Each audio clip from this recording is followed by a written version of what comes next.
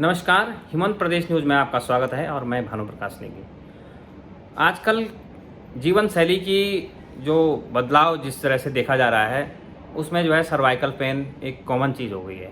आज हमारे साथ वरिष्ठ न्यूरोसर्जन और सुप्रसिद्ध डॉक्टर कुडियाल जी मौजूद हैं, जो सीमा अस्पताल के एमडी हैं। सर, जो इस सर्वाइकल पेन की जो प्रॉब्लम सर दिखाई दे रही है आजकल, हर जगह लोग शिकायत कर रहे हैं, इसकी वजह क्या मानते हैं आप?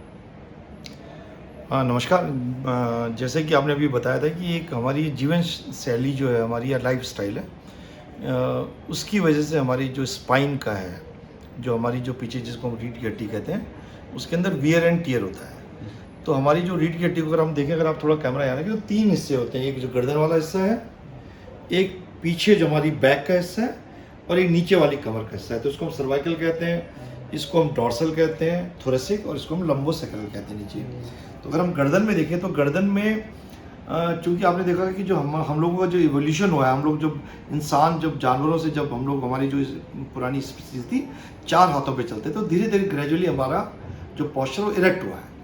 लेकिन आजकल जो हमारी जीवन शैली है, आपने देखा होगा कि हमें लिखना ज़्यादा पड़ता है, हम कंप्यूटर्स में हम लोग काम करते हैं, तो हमारी गर्दन का जो हम लोगों का डिजनरेशन बहुत जल्दी हो जा रहा है।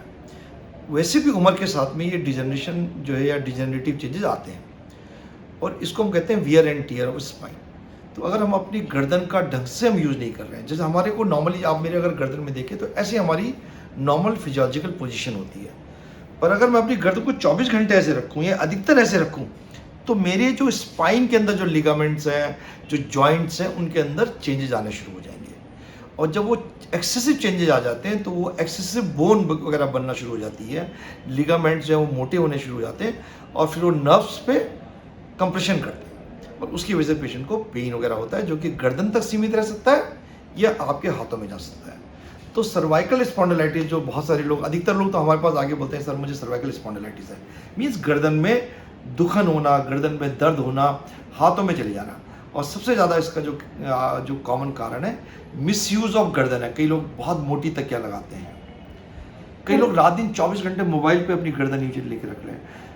जो लोग प्रोफेशनल्स लोग हैं, जो आईटी वगैरह, वो कंप्यूटर में 24 घंटे कर रहे हैं। तो आपने अधिकतर लोगों आपने देखा होगा कि आजकल बहुत से हम लोगों ने वो एक प्लेटफॉर्म यूज़ करना शुरू कर दिया, जिसपे आपने कई बार अपने जजेस को देखते होंगे, वो लिखने के लिए थोड़ा, ताकि नेक की पोजीशन ऐसी रहे। तो ये ऐसी बीमारी जो उम्र के साथ में होगी, लेकिन यंग एज में ना हो, उसके लिए आपको लाइफस्टाइल चेंज करनी पड़ेगी, आपको अपनी गर्दन का ध्यान रखना पड़ेगा, और ये कुछ हद तक प्रिवेंटेबल है। उम्र के साथ में डेफिनेटली सबको थोड़ा बहुत इसमें चेंजेस आएंगे, उसकी वजह से थोड़ा बहुत पेन वगैरह रह सकता है। जी डॉक्टर साहब, इसमें खान पान का भी कोई रोल होता है, और किस तरह से जो है हम अपनी लाइफ स्टाइल को रखें?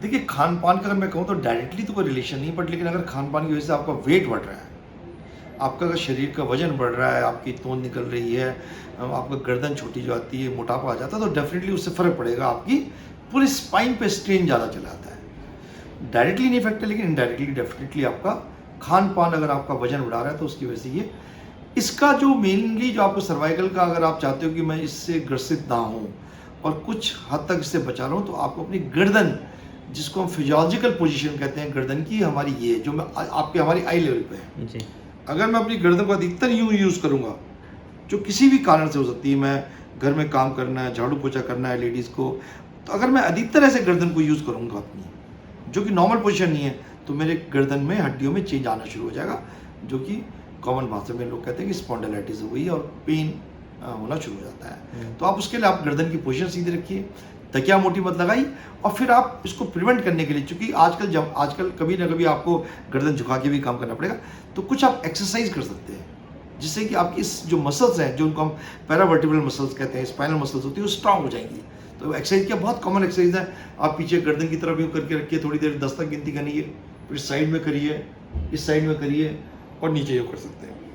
अगर इसको करने में आपको कोई परेशानी नहीं है, तो फिर आप उसको अगेंस्ट फोर्स, लाइक देखिए मैंने जैसे हाथ पीछे रखा, हाथ को आगे दबाना है और गर्दन को पीछे लेके जाना है। सिमिलरली आप हाथ नीचे, ठोड़ी अपने चिन के नीचे रखिए, इसको नीचे दबाइए, ऊपर करिए, साइड में ऐसे प्रेशर मारना है, ऐसे प्रेशर। तो ये मसल जो आपकी जो मांसपेशियां हैं वो स्ट्रांग हो जाएंगी, तो आपकी हड्डियों में ज़्यादा चेंजेस नहीं आएंगे। तो एक तो है कि वेट मत बढ़ने दीजिए, गर्दन का पोस्चर ठीक रखिए अपना, तकिया मोटा मत लगाइए, और कोशिश करें कि अगर आपको बहुत ज़्यादा आपको ऐसे गर्दन झुका के आपका प्रोफेशन ऐसा है तो आप अपनी नेक एक्सरसाइज करिए, जिससे कि ये कुछ हद तक आप इसको प्रिवेंट कर सकते हैं। सर इससे किस तरह के आगे, जैसे अगर आप ध्यान नहीं देते हैं, अगर लगातार आपसे ग्रसित हो रहे हैं, तो आगे किस तरह की समस्या आती है और किस तरह के रोग इससे हो सकते हैं? हाँ नहीं, डेफिनेटली बहुत बहुत अच्छा सवाल आपने किया। देखिए अधिकतर लोगों में सिर्फ पेन तक ही रिस्ट्रिक्टेड रहता है कि गर्दन में थकान है, थोड़ा चक्कर आ रहे हैं, लेकिन कुछ लोगों के अंदर इतना ज़्यादा चेंजेज आ जाते हैं, इतनी ज़्यादा वियर एंड टियर आ जाती है कि उनकी दो हड्डियों के बीच की जो डिस्क है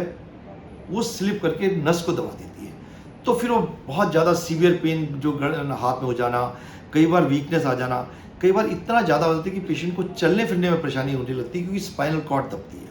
तो वो कॉम्प्लिकेशन मैं कहता हूँ 100 में से 2 लोगों में होगा, लेकिन होता है, और उसमें कई बार फिर आपको ऑपरेशन की जरूरत ही पड़ती है। तो बेटर है कि प्रिवेंटेबल है, आप इसको प्रिकॉशन लेके रोक सकते हैं।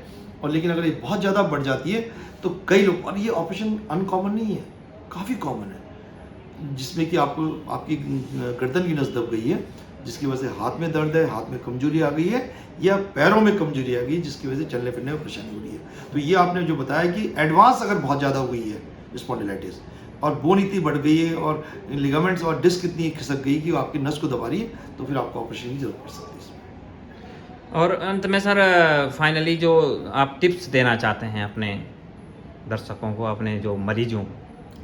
देखिए मैंने वो टिप्स के बारे में मैं थोड़ा पहले बता चुका हूँ। देखिए आपको अपनी गर्दन का ध्यान रखना, सिंपल चीज़ है। अब गर्दन का ध्यान कैसे रखिए, इसमें आपको फिजियोलॉजिकल पोजीशन, हम कहते हैं कि हमारे शरीर का नॉर्मल पोस्चर क्या है। नॉर्मल पोस्चर है कि मैं यूँ रहूँ, जी। मैं ये रहूँ, ये मेरा नॉर्मल पोस्चर नहीं है। तो कोशिश करेंगे कि आपकी गर्दन ये रही।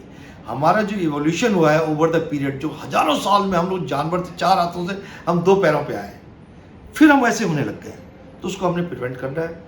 आप तकिया लगाती हैं, आपका साइज का तकिया आप देख लीजिए कितना मोटा, बहुत मोटा ना हो कि गर्दन आपकी मुड़ी रहे, और फिर आप एक्सरसाइज